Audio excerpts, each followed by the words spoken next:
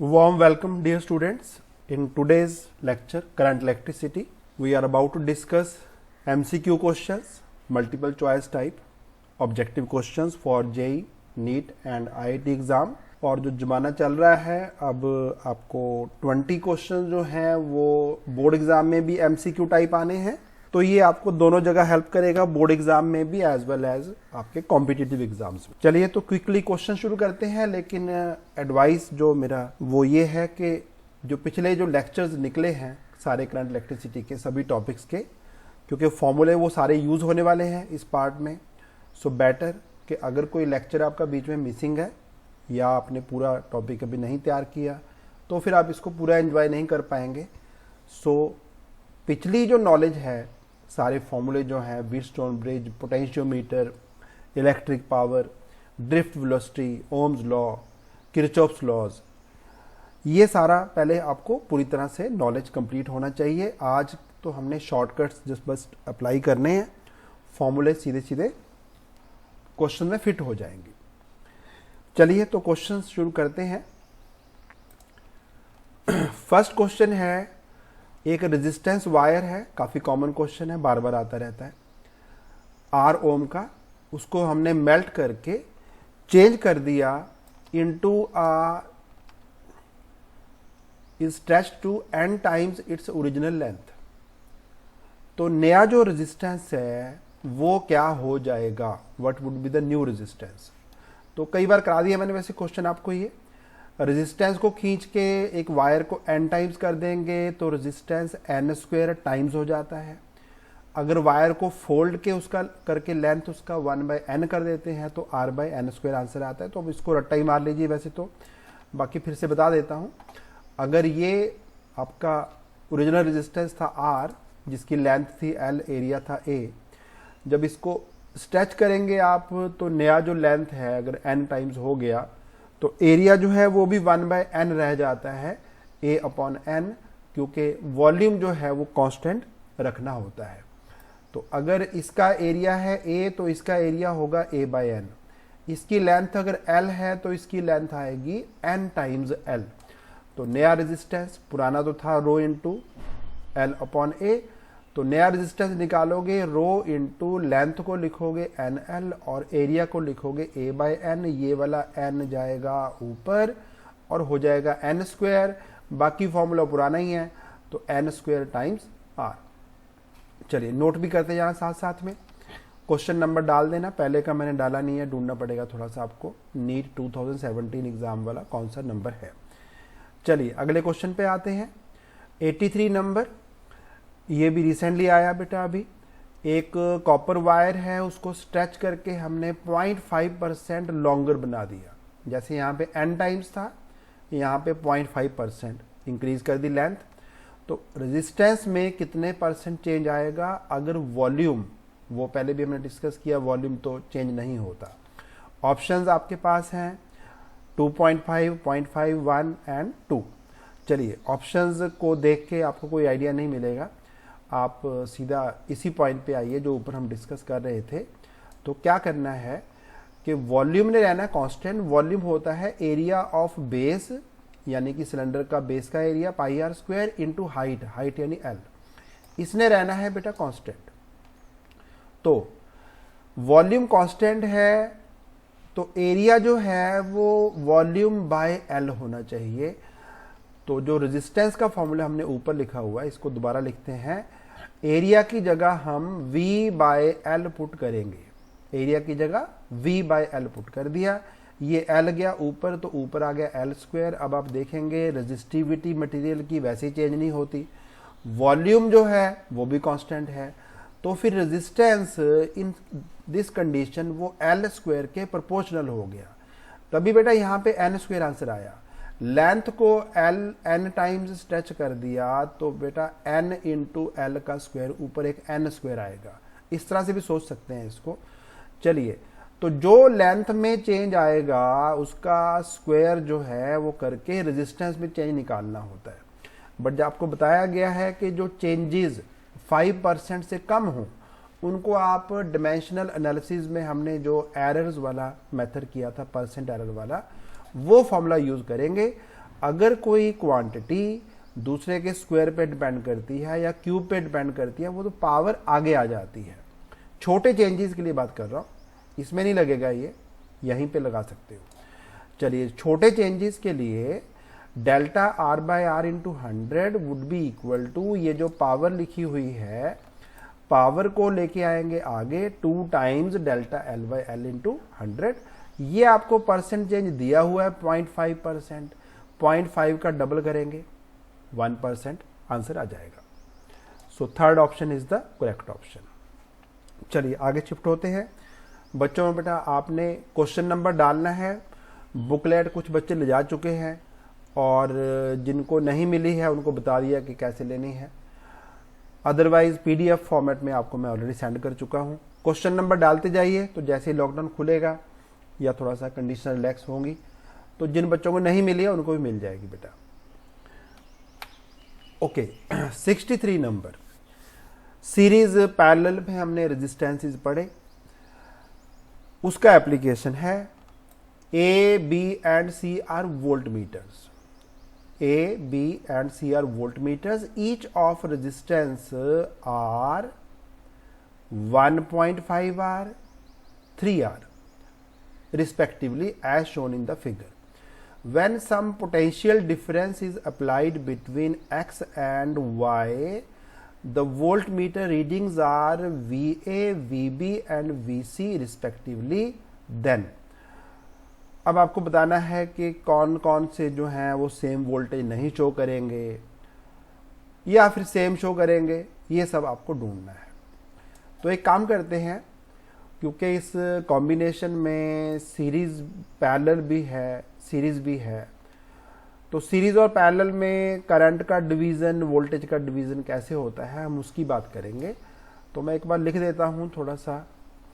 Resistance अपने हैं, ये वाला रेजिस्टेंस है 1.5 आर, चलिए 1.5 आर लिख देते हैं। ये वाला है 3 आर बेटा, और ये बाहर वाला है ओनली आर। तो आप नोटिस करेंगे कि पहले ये दोनों को क्या लेना पड़ेगा, पैरेलल। चलिए पैरेलल करते हैं। B and C are in parallel. Parallel में रेजिस्टेंस निकालने का तरीका आपको बताया हुआ है। पहले दोनों को मल्टीप्लाई, न्यूमरेटर में, डिनोमिनेटर में दोनों को ऐड। सॉल्व कर लो। ऊपर 1.5 को इंटू 3 करेंगे, 1.5 को इंटू 3 करेंगे तो 4.5 आ जाएगा। नीचे 3 में 1.5 ऐड करेंगे तो भी 4.5 आएगा। कैंसल, एक आर से एक आर कैंसिल, तो रेजिस्टेंस आर आ गया। तो अब ऐसा है कि रेजिस्टेंस जो बाहर एक वोल्ट मीटर लगा हुआ था उसका भी आर था, और इस कॉम्बिनेशन का रेजिस्टेंस भी आर है। तो अगर हम एक्स से वाई की ओर चलें तो पहले हमारे पास एक आर आ गया, फिर आगे फिर से एक आर आ गया, यानी 2 इक्वल साइज के रेजिस्टेंस लगे हुए हैं सीरीज में। सीरीज में वोल्टेज जो है वो डिवाइड हो जाती है, दोनों सीरीज में है। दिस इज आर पैरेलल, वो भी आर है, और ए का रेजिस्टेंस भी आर है। Each is equal to R, और सीरीज में वोल्टेज का डिवीजन जो है वो डायरेक्ट रेशियो ऑफ रेजिस्टेंस में हो जाता है। तो V of A and V of this combination, जिसको हमने V पैरेलल लिख दिया, सेम आएंगे दोनों। और पैरेलल में दोनों को वोल्टेज सेम मिलता है, तो जो भी V पैरेलल का वैल्यू है वो B को भी मिलेगा, वो ही C को भी मिलेगा। तो V पैरेलल का जो भी वैल्यू है वही इक्वल टू VB भी है, वही इक्वल टू VC भी है। तो आपने नोटिस किया कि VA, VB और VC तीनों सेम है। चेक करो बेटा, थर्ड ऑप्शन आंसर आएगा। पहले हमने दोनों को पैरेलल कर लिया, पैरेलल में इसका रेजिस्टेंस और इसका रेजिस्टेंस सेम हो गया। जब X से Y की ओर जाएंगे तो आपको 2 रेजिस्टेंस मिलेंगे एक ही तरह के सीरीज में, एक ही तरह के मिलेंगे रेजिस्टेंस, तो दोनों को सेम वोल्टेज मिल जाएगा। तो VA equal to V parallel, इस टोटल का रेजिस्टेंस। बट पैरेलल में ये और ये दोनों लगे हुए हैं, एक एक डिवाइस है, तो पैरेलल में दोनों को वोल्टेज सेम मिलता है as per series and parallel combinations. तो जो वोल्टेज यहाँ पे आया उतना ही B पे आएगा, उतना ही C पे आएगा। तो VA, VB, VC all are equal. चलिए नेक्स्ट क्वेश्चन देखिए, दो बैटरीज हैं, one is of 18 volt internal resistance 2 ohm, another is of 12 volt and 1 ohm resistance. Question है कि आइडियल वोल्ट मीटर अगर यहां पे लगा हो जो कि ईएमएफ मेजर कर सकता हो, तो वो इस कॉम्बिनेशन के अक्रॉस कितने वोल्ट शो करेगा। तो ऐसा हमने एक cells in series and cells in parallel combination किया था कि अगर एक सेल का पॉजिटिव दूसरे सेल के पॉजिटिव से जोड़ दें, नेगेटिव को नेगेटिव से जोड़ दें, इस कॉम्बिनेशन को बोला था हमने सेल्स इन पैरेलल। उसका कॉम्बिनेशन का ईएमएफ निकालने के लिए we had a formula E1 R2 plus E2 R1 divide by R1 plus R2। बस यही पुट करने हैं बेटा, यानी आपको 18 को लेना है E1 और 2 को लेना है R1। R1 इधर है बेटा, थोड़ा ध्यान देना, उल्टा है। E1 R2 18 into 1 plus 12 into 2 divide by R1 plus R2। बाकी सॉल्व करना है, सिंपल आंसर निकल आएगा, कोई ज्यादा पंगा नहीं है इसमें। चलिए वीडियो को पॉज करके note down. Next question, the resistance of a filament bulb is, bulb is, यहां पे एक चीज मिसिंग है, आप क्वेश्चन में ऐड कर देना, is 100 ohm at 100 degree C. Let me correct, is 100 ohm at 100 degree C. बेटा नोट्स में भी करेक्शन होगा, ठीक कर लेना इसको। If its temperature coefficient of resistance is 0.05 per degree C, then at what temperature resistance would become 200 ohm? 100 ओम था 100 degree सी पे, 200 ओम कितने डिग्री सी पे हो जाएगा, दिस इज द क्वेश्चन। चलिए, resistance R2 at any new temperature, R1 at some initial temperature, उसके लिए formula बताया था R1 into 1 plus alpha into change in temperature, alpha into नया टेम्परेचर पुराना टेम्परेचर। बस वैल्यूज पुट करेंगे, आंसर निकल आएगा। नया रेजिस्टेंस आपको चाहिए 200, पुराना था 100, अल्फा का वैल्यू 0.005, T2 निकालना है, T1 था 100। चलो ये 20 कैंसिल, इधर बचा आपके पास 2, इस 1 को भी लेफ्ट पे शिफ्ट कर लीजिए, इधर 1 आ जाएगा बेटा लेफ्ट पे, 2 माइनस 1 1। अब ये 0.05 जो है इसको नीचे ले आओ डिनोमिनेटर में, 1 बाय 0.005, ये सॉल्व करके आएगा बेटा 200। तो 200 ये इक्वल टू T2 माइनस 100, 100 को भी लेफ्ट पे शिफ्ट कर दीजिए, ये हो जाएगा प्लस 300। तो T2 का वैल्यू आ गया। एक और क्वेश्चन है इसी पे बेस्ड, नंबर वही है सेम जो आपकी बुकलेट में है, क्वेश्चन नंबर डालते जाओ और सॉल्यूशन नोट करते जाओ। नेक्स्ट क्वेश्चन है सिमिलर कैटेगरी का, the resistance of a wire is 5 ohm at 50 degree C and 6 ohm at 100 degree C. Question is the resistance of this wire at 0 degree C will be. तो एक काम करते हैं, इसके लिए थोड़ा सा डिफरेंट फॉर्मूला यूज करना पड़ता है। अगर हम T1 को 0 पुट कर लें, T2 को 0 डिग्री सी यानी T2 को नया टेम्परेचर पुट करें लाइक दिस, अल्फा, और बाहर जो R1 लिखा हुआ है, R1 को हम लिखें रेजिस्टेंस एट 0 डिग्री सी, उसको लिखा जाता है फिर R0, ये इक्वल टू आ जाता है नया रेजिस्टेंस।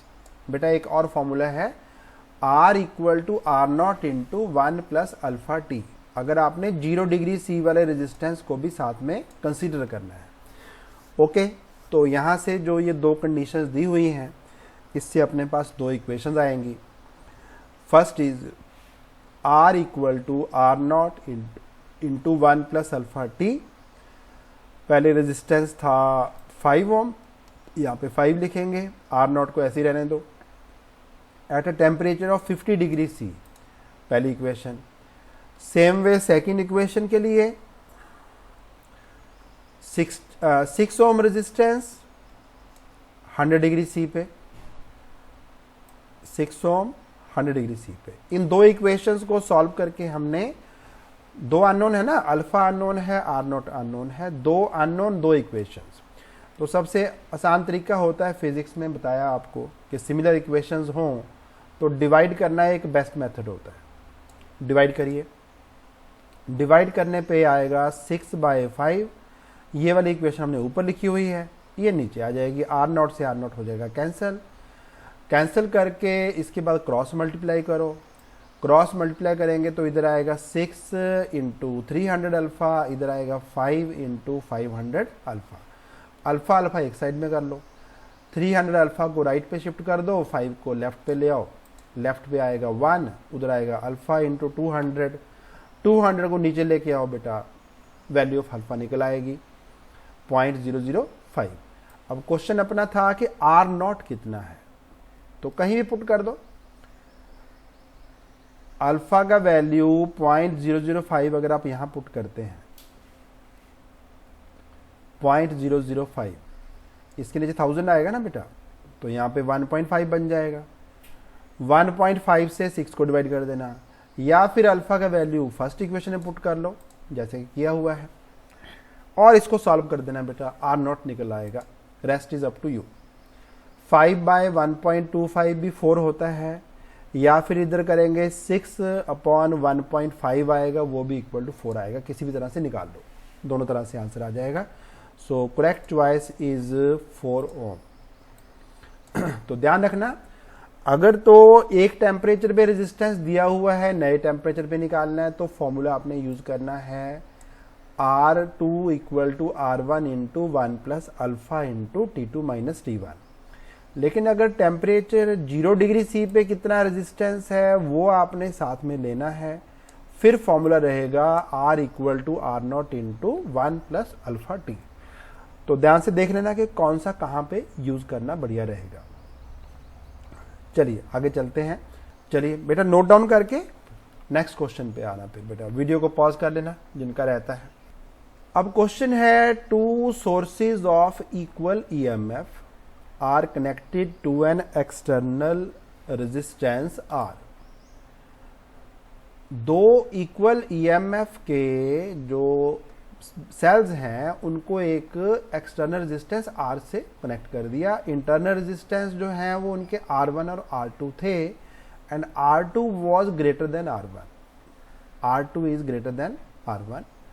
क्वेश्चन है, अगर potential difference across R2 is 0, then R का जो वैल्यू है, जो आपने एक्सटर्नल रेजिस्टेंस लगाया, उसका वैल्यू क्या आएगा। तो पहले क्वेश्चन में एक डायग्राम रिक्वायर्ड होगा। ये मैंने अब स्टेप वाइज तो नहीं बनाया, बट एक बार में सिंगल थ्रो में आपको मैंने दिखा दिया डायग्राम क्या है। एक सेल है जिसका EMF है E, इंटरनल रेजिस्टेंस है R1। दूसरा सेल है EMF E, लेकिन इंटरनल रेजिस्टेंस R2 है, और R2 R1 से ग्रेटर है, और बाहर जो एक्सटर्नल रेजिस्टेंस लगाया वो है R। ओके, तो सिंगल लूप है। अगर हम इसमें किरचॉफ लॉ लगा देंगे, दोनों तरह से करके दिखाता हूं, किरचॉफ लॉ से भी कर सकते हैं और सिंपली ओम्स लॉ भी अप्लाई कर सकते हैं, दोनों से निकल आता है। चलिए सिंगल लूप, तो अगर हम इस लूप में चलें एंटी क्लॉकवाइज, इधर से शुरू हो, यहां पे अगर करंट एक I चल रहा है, मार्क कर देता हूं, एक करंट यहां पे फ्लो हो रहा है I, और हम चलेंगे यहां से एंटी क्लॉकवाइज डायरेक्शन में, किरचॉफ्स लूप रूल लगाएंगे। देखिए क्या आता है, applying loop rule in anti clockwise direction. तो जब आप निकलेंगे यहां से तो आप लिखेंगे I × R, आप उधर कोई जा रहे हैं जिधर करंट जा रहा है, यहां पे आएगा IR2, आप करंट की डायरेक्शन में जा रहे हैं। नेगेटिव साइन पहले आ गया बैटरी का, तो आप लिखेंगे -E। यहां भी सेम ही करंट है, एक ही लूप है, यहां पे लिखेंगे IR1 पॉजिटिव, बैटरी का नेगेटिव आ गया, फिर से डालेंगे -E। देखिए चेक करिए इक्वेशन, IR इधर आ गए IR2 माइनस ई, यहाँ पे आगे IR1 again minus E equal to 0। चलिए जो ईज है ई माइनस ई इनको राइट पे शिफ्ट कर लीजिए और इन तीनों में से आई को लीजिए आप कॉमन। आई कॉमन, ई राइट पे शिफ्ट कर दिया, 2e आ जाएगा। रेजिस्टेंस से डिवाइड कर दो, करंट निकल आएगा। अब क्वेश्चन अपना ये है कि आपको इस वाले सेल के अक्रॉस पोटेंशियल डिफरेंस करना है 0। तो V across a cell which is having some internal resistance, उसका फॉर्मूला था V equal to E minus I R. E minus I R, I आपके पास है, इस सेल का इंटरनल रेजिस्टेंस आपके पास है, और क्वेश्चन में दिया है पोटेंशियल डिफरेंस करना है 0। ये वाला V 0 आएगा इसके अक्रॉस, पूरे सेल के अक्रॉस जो पोटेंशियल डिफरेंस है वो 0 है। V को 0 पुट करो, E को E रहने दो, और करंट का वैल्यू आपको यहां से इधर पुट करना है। ओके, चेक करिए, इसको अगर मैं लेफ्ट पे ले जाऊं यही आएगा, देखो यहां पे E बच जाएगा, E से E हो जाएगा cancel, E and E cancel, यहां पे बचा 2R2, इसको राइट पे शिफ्ट कर लो बेटा, डिनोमिनेटर को राइट पे शिफ्ट कर दिया। अब सिर्फ आपको R रिक्वायर्ड है, आपको जो आंसर है ना उसमें R निकालना है, तो R को यही छोड़ दो और ये दोनों हैं इनको लेफ्ट पे शिफ्ट करो। चलिए 2R2 में से एक R2 माइनस किया, R2 आ गया, ये R1 सीधा ही आके इधर नेगेटिव हो गया। सो करेक्ट आंसर आपका जो है वो है सेकंड चॉइस। इसको रट्टा भी मार लेना, ये क्वेश्चन फ्रीक्वेंटली आता रहता है बार बार। So what to do, remember कि जो बड़े रेजिस्टेंस वाला सेल है उसके रेजिस्टेंस में से छोटे वाला माइनस कर देंगे, that would be equal to external resistance. इस कंडीशन में उस सेल के अक्रॉस पोटेंशियल डिफरेंस 0 हो जाएगा जिसका रेजिस्टेंस है लार्ज वाले के अक्रॉस पोटेंशियल डिफरेंस आपको 0 मिलेगा। चलिए एक बार पॉज करके वीडियो को आंसर को नोट करें।